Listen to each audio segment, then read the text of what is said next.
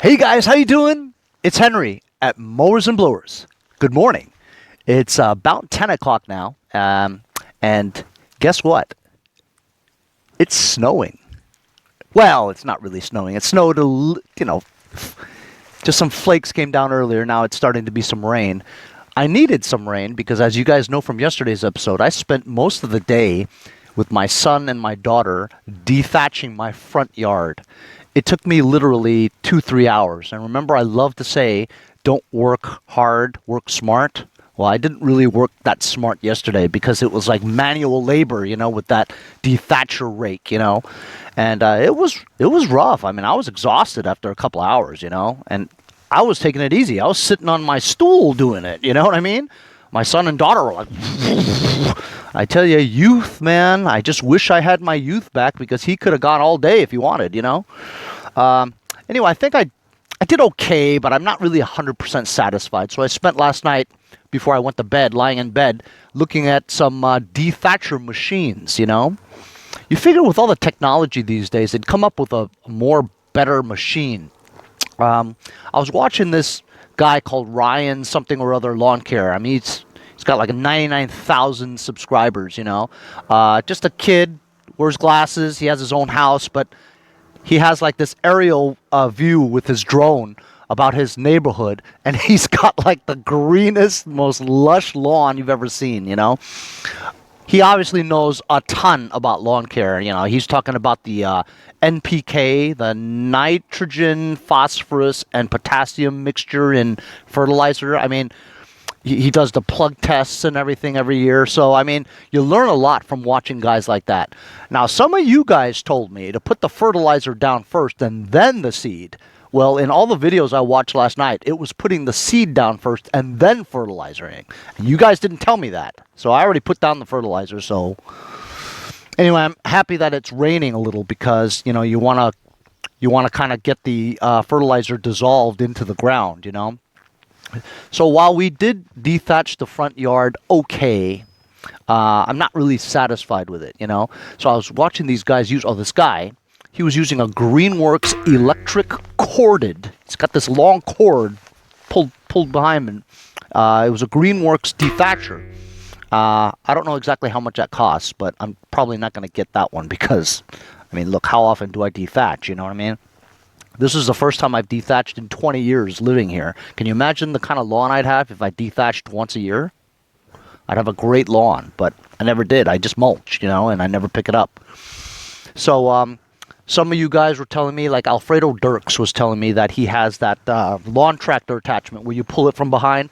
I had that years ago and I tried it. Those coat hanger things that hang down, the wires that you drag, I mean, it barely scrapes at all, So, I mean, I tried it. It barely scraped up anything, you know what I mean? I guess if I put something really, really heavy on it, it probably would have worked a little better. But honestly, that's the problem I have mostly with my lawn is because I have so many lawn tractors, right? Driving it back and forth, it compacts the soil down, so that, my lawn's very compacted, which is why I plug aerated in the first place, you know what I mean? So I don't know. I think I might go buy one of those electric, I know, electric. I hate electric. And with a long cord, too. I have to buy a long cord, electric one. But those gas-powered ones are like, like the Bluebird, whatever, the Orion. They're all like $2,000. I'm not going to spend $2,000 on a dethatcher. Are you crazy? So I figured I'd try one of those electric ones. It'd be a good review for a video anyway. Excuse me. Anyway, so listen, you guys know my friend Mondo over at Mondo Mowers, right? Unfortunately, he told me some news today. His godfather, he passed away from coronavirus. So listen, fellas, this coronavirus, man, it's real. With Georgia thinking about opening up, are you crazy? And not only that, when he wants to open up, what do they want to open up? Massage parlors? Tattoo parlors? I mean, nail salons, hair salons? Why do you choose businesses that have the most contact with people to open up first? Doesn't make any sense, man. Whatever, man. You want to go ahead and open up? Go right ahead. Watch coronavirus spike in that area and people die because of your stupid decision. But anyway, enough about that stuff. Mondo's godfather was only 52 years old. I'm 51, you know? You see what I'm saying? This is like, not rain, but it's almost like sleet. You know what I mean? Anyway, so I've been busy selling stuff on eBay, man, nonstop. Every time I get something from my shed, I go back inside, boom, cha-ching, sold something else on eBay. So I'm going back and forth to my shed and stuff, getting parts to sell on eBay. So I was also researching tarps. They have the cheap, thin tarps that we're all used to, you know, the blue ones that you get for like $5-10 or whatever. That's just too thin, you know what I mean? That's just going to go bad pretty fast. I need to find like a 10 mil, 12 mil, 14 mil. Mil, I guess, means the thickness of the tarp. I want to find one that's gray, like the one that matches that perfectly. I don't want to put like a blue one on there. It's going to look ghetto, you know? Not that it doesn't look ghetto already, but I want to put one on there that's kind of thick and it'll last longer, you know? So, they have ones that are UV coated, poly something or other, and so it should be good for the sun and the weather and all that stuff. But anyway, I thought that the shed was an 8x10. I'm not sure now because 8x10, when they showed the tarp on the screen, it didn't look very big. You know, I don't want to go and buy it and then it doesn't even fit. You know, so I have to go and measure length times width, not height, because I don't care. It's just the roof, right? So it's length times width. I want to go see if it's actually 8x10. Then I'll order one and get like rope and tie the corners around the grommet holes and stuff, and that'll hold it down because the frame is fine, you know. So I'm gonna measure that. I'm gonna get some parts from my eBay, and also if I have time, which I'm sure I will, I'm gonna get started on this. Toro Wheelhorse 1638 HXL, which is hydrostatic. What does hydrostatic mean for this? That's right. It won't move unless the engine's on. And it doesn't have a release. I mean, it does have a release, but it doesn't work. Just like most Craftsman's. The hydrostatic release, sometimes people pull it so hard the whole thing comes out. It's not even there. This is actually here, but it doesn't work. I mean, I've pulled on it and pulled on it. It doesn't work. Oh, wow. It does work. All right. I had taken out, when I first got this, I tried to take off this wheel to get the keyway out, because if you take the key out of the keyway off of one side, you'll be able to freely push and pull it. So I was getting ready to come out here and bang that wheel off to get the key out.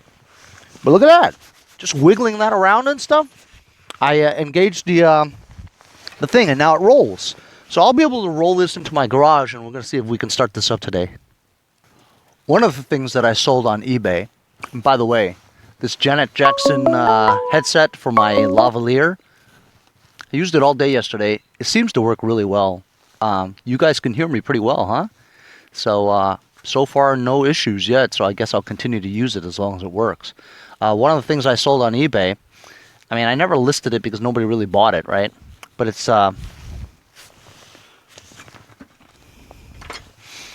these things, you know, the brake pedal rubber foot cover. People throw these out all the time, like my friend Nick from Medford. He just chucks tractors on the street, whatever, and they all have these things. So every time I go and pick it up, I'll take them off. I'll keep them, you know. I sold 3 of these to one guy for a total of $26, and then plus shipping, I think he paid me $42 for 3 of these. $42. Crazy, right? I just hope I have 3 of them. We had another big wind yesterday, and my fence repair is holding up.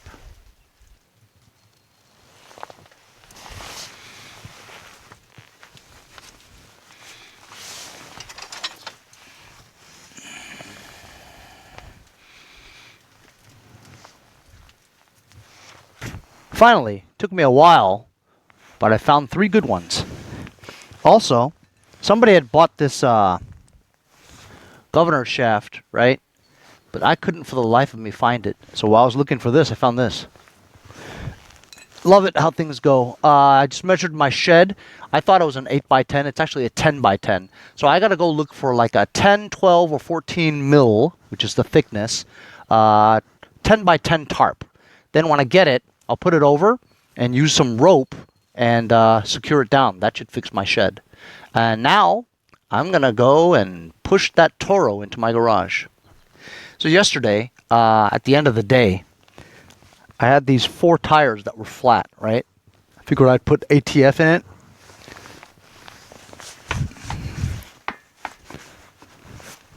One's perfect.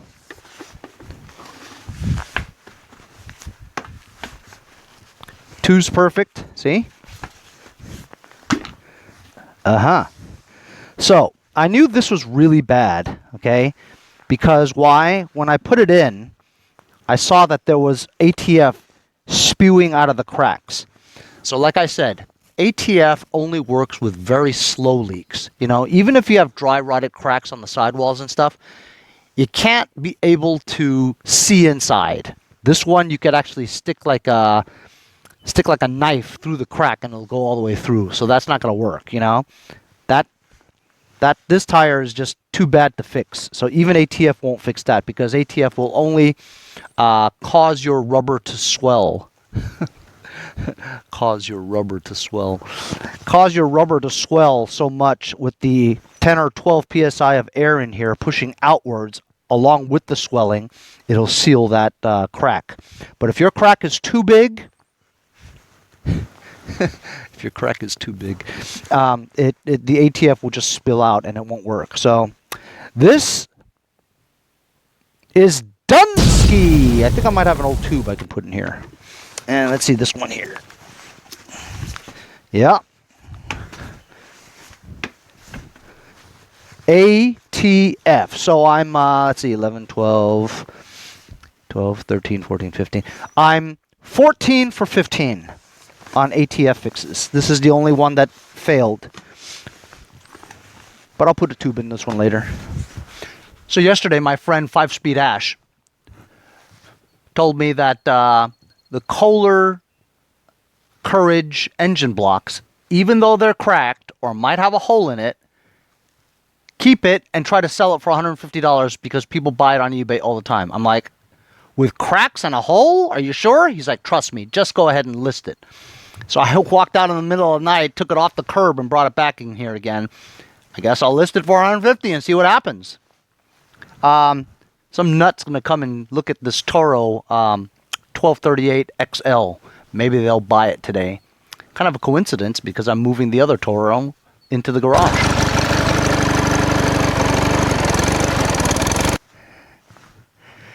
Out with the old, in with the new. Driving here at Mowers and Blowers. We push them into the garage and they come out driving.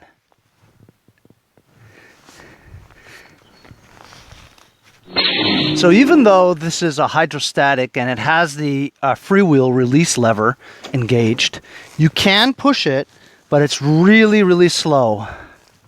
And takes a little bit of pushing. This deck is Dunsky, but I'm willing to see if this hydrostatic transmission on this Toro is cool, because people said that this is probably worth a lot of money. I believe it has a Vanguard engine in it, and also all the tires hold air. I haven't put any air in these tires, and they're solid ever since I got it. It's been a couple of months since, not a couple of months, maybe a month.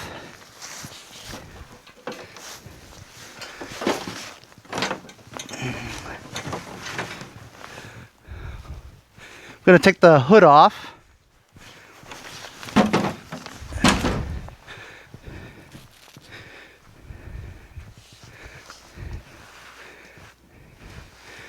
And there it is.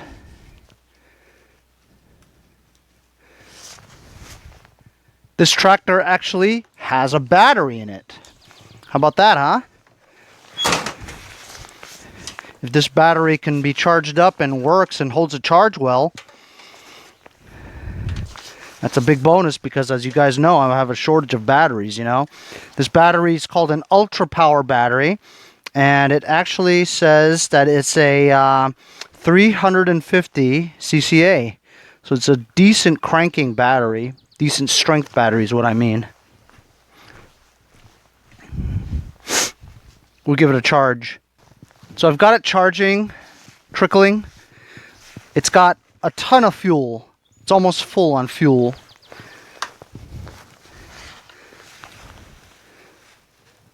Oil is decent. It's about halfway to the add line. So it could use some Earl, maybe almost 3/4 of a quart. For you engine enthusiasts, it's a 28Q777. 28Q777.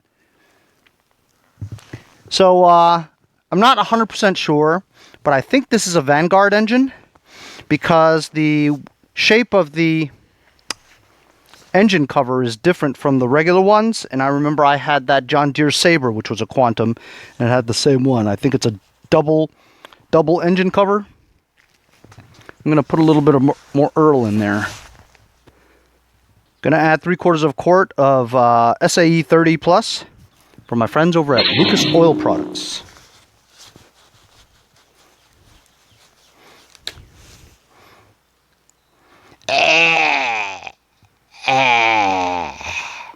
Earl. Earl.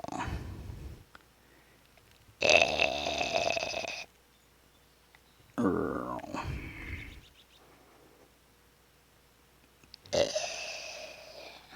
Oh, by the way, this thing doesn't have a key either. I'm going to have to see if I can find a key that will fit this. I'm pretty sure I will be able to.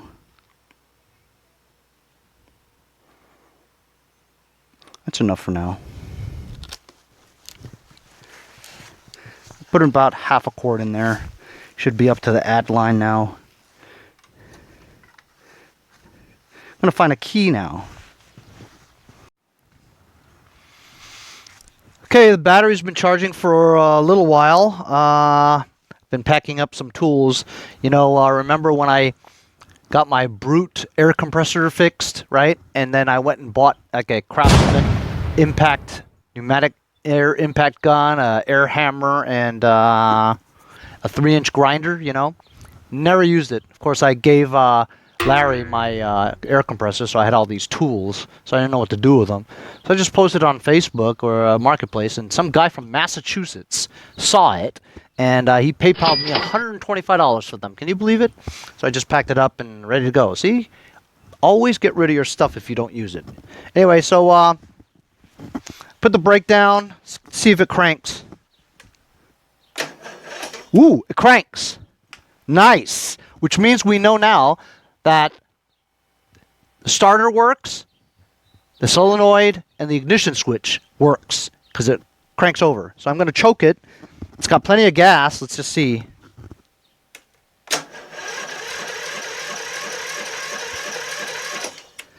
Alright, so it won't start. Let's take the air cleaner box off and spray some go-go juice is what my friend Jason says. Ooh. It's pretty clean looking. So far, everything is very promising. It's actually relatively clean around here. Oh, it's got an original Nicky with a fuel solenoid on it. Very suspect. When it has a fuel solenoid on it, it's very suspect. You know what? Let's see. Let me feel the fuel solenoid, see if it clicks.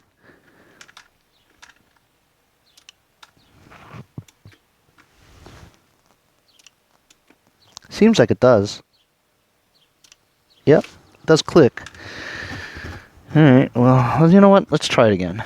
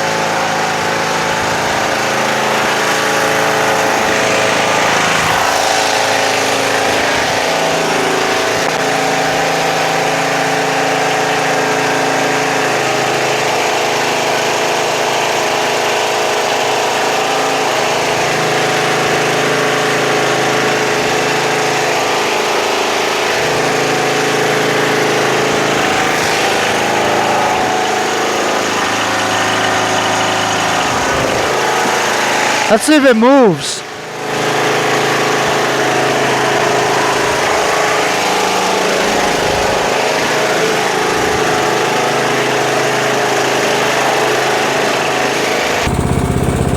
So I just cleaned out the area over there, removed the stator wire, checked it, and it's 15 or something volts coming out of the stator. I went back to the battery again, and it is slowly charging, so I think it's working.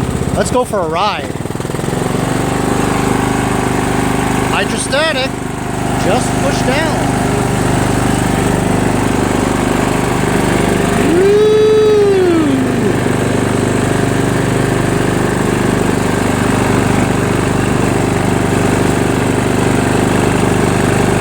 Yeah! What did I do to this? I basically just jumped the battery. That's it. That's all I done to it.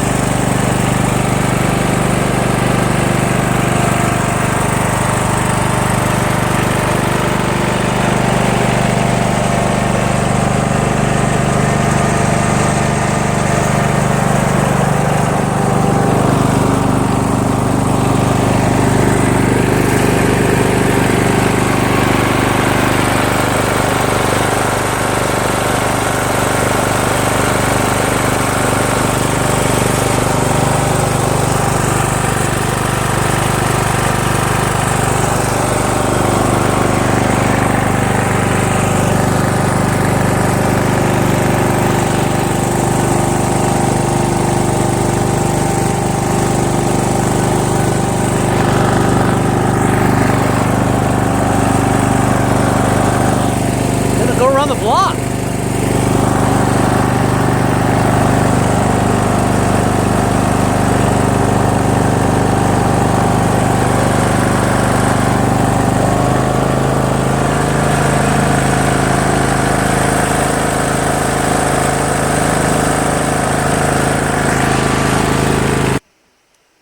Absolutely awesome. You know, runs really well. Went all the way around the block, no issues. Let me go check the voltage of the battery. So my challenge here is to this hood, because when I picked this up, right, on the ground I saw these loose pieces of red, so I knew that in the process of them pushing it to the curb, they broke the hood. Maybe the hood was already cracked, but they broke it more, you know?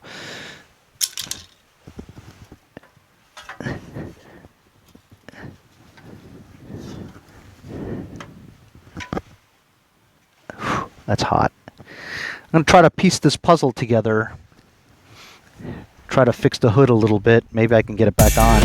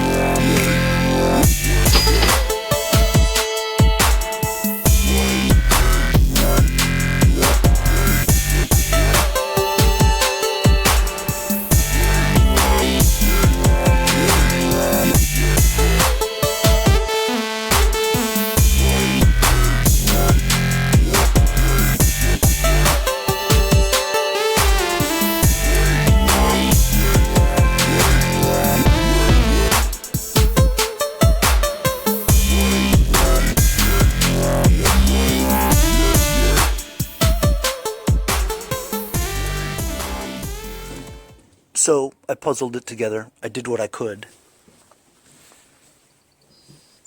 it was in, 4 pieces, so I crazy glued it together, and then Gorilla taped it on the back, and then after I Gorilla taped it, I siliconed the whole area and put patches of old inner tube on there, because it's flexible, it will stick, and then when silicone hardens, it hardens pretty strong. There's no way I'm going to be able to attach this mess onto there, so I'm thinking, because the original screw holes are there, right, the 3 right there, I think I'm going to be able to do some self-tapping screws on the more solid parts of this plastic right there, and just drill into this part here, These 2 side parts there hold onto here, so that'll this part here and this part here hold the weight better, and the front part is meant to just stay there. So I think if I do 3 self-tapping screws in the solid parts, right, it ought to work. I mean, there's enough room here above the 3 original screw holes. So that's it for today. Pretty good day, Got this baby from the backyard, pushed it into the garage. All I did was just charge up the battery a little bit and start it up. First time. Cranked it a little bit, took this off, cranked it some more, started right up. I drove this thing around the block. No issues whatsoever. Transmission's good. Tires hold air. Pretty good shape. Puzzled back together 5 pieces of the front of the hood. I'm going to wait for it all to dry. We'll put it on top tomorrow, and I'll try to put a few self-tapping screws from the metal into that front of the hood. Maybe we'll be able to get that attached. Then I'll work on, I guess, maybe welding the deck a little bit like I did last time. I hope I have better luck with it. I also sold my other Toro Wheelhorse 1238 XL. They actually came with a box truck and a tailgate, electric tailgate. Can you believe it? They meant business, man. I mean, they didn't even really want to hear me too much about the operation of it. It's like, if it runs and drives, here you go. Here's the money. Bye. I was like, okay, bye. I give him a disclaimer, hey, as with all used equipment, you buy it, it's yours, as is, It's like, yeah, I know. I'm like, okay, cool. 375. 375 is 375, right? This lavalier with the Janet Jackson thing seems to work pretty well, so I might be using this from now on. I haven't had any issues so far. But I sold a couple of quantum gas tanks, push-mower gas tanks on eBay. And those 3 stoppers. I mean, I'm selling a lot of stuff on eBay. I might have to take apart some more stuff and list it. Anyway, that's it for today, fellas. Thanks a lot for joining me on another daily vlog. See you guys next time on Mowers and Blowers.